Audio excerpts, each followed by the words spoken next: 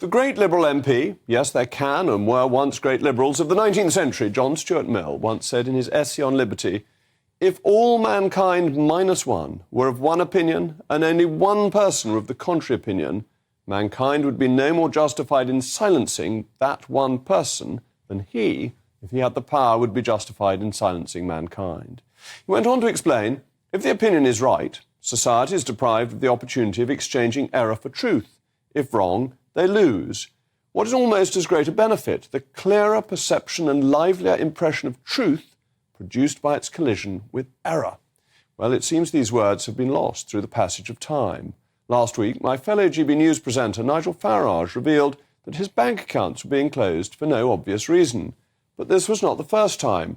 Toby Young of the Free Speech Union had his PayPal account inexplicably closed last year, and it was only after a media campaign that they were reinstated.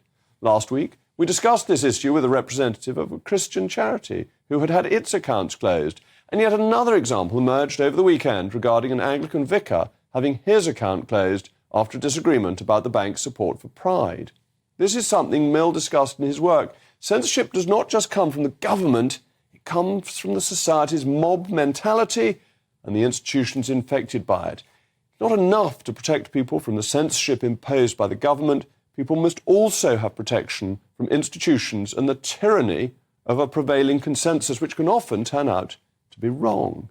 It's encouraging to see that the Chancellor, Jeremy Hunt, has warned banks against this behaviour, and we will be discussing this later in the evening. But another blow to the great tradition of free expression occurred over the weekend.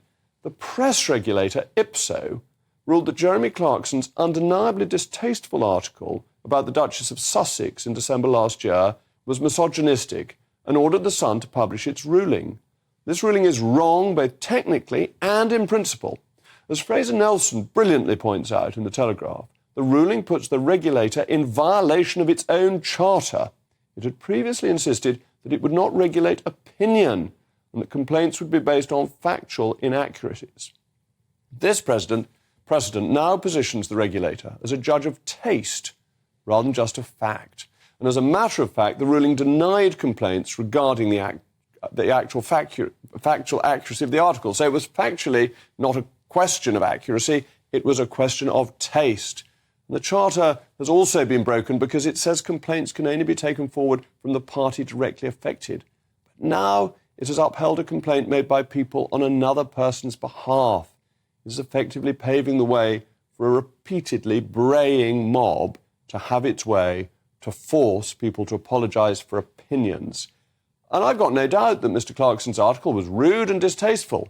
But that's my opinion. And my opinion is irrelevant. And it's irrelevant what the complainants think, because the principle of free speech means he ought to be allowed to say what he wants. And it becomes defunct once it's not extended to those whose views are seen as unpalatable. Because soon enough, it'll be you that the mob considers unpalatable and your views.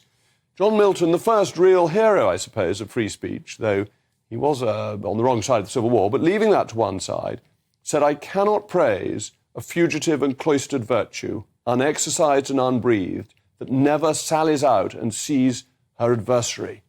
Free speech requires the battle of ideas," which Milton was advocating.